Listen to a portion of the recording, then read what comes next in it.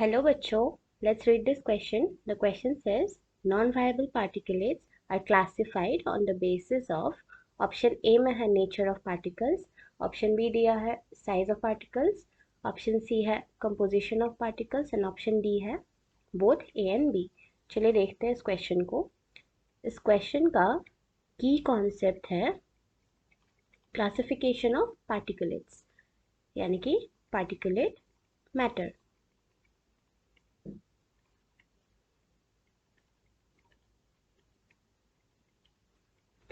Particulate matter जो atmosphere में air में प्रेजेंट होते हैं उनको हम मेनली दो टाइप से क्लासिफाई कर सकते हैं. एक होते हैं वायबल पार्टिकुलेट्स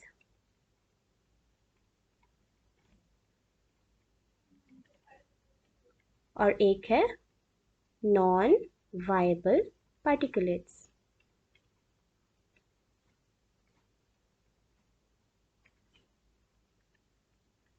वायबल पार्टिकुलेट्स के एग्जांपल्स हैं smaller living organisms such as bacteria, fungi etcetera.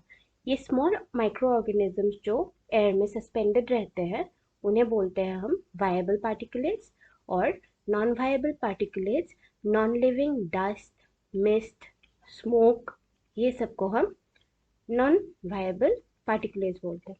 ये भी एयर में, एटमॉस्फेरिक एयर में सस्पेंडेड रहते हैं और एटमॉस्फेयर को पोल्यूट करते हैं. अब हमें यहाँ पे पूछा गया है कि उनको किस बेसिस पे क्लासिफाई करा गया है. तो ये जो नॉन वायबल पार्टिकुलेट्स है ये या तो लार्जर एंटाइटीज की, लार्जर पार्टिकल्स की ब्रेकडाउन से फॉर्म होते हैं smaller particles. Non viable particulates formed by disintegration of larger particles. disintegration मतलब breakdown. लार्जर पार्टिकल्स के ब्रेकडाउन से फॉर्म होंगे या फिर condensation of smaller particles.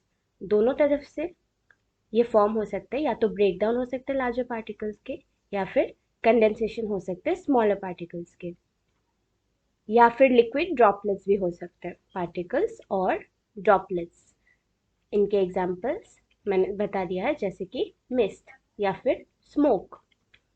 Condensation होके ये सब फॉर्म होता है और इन्हीं को बोलते हैं हम नॉन वायबल पार्टिकुलेट्स.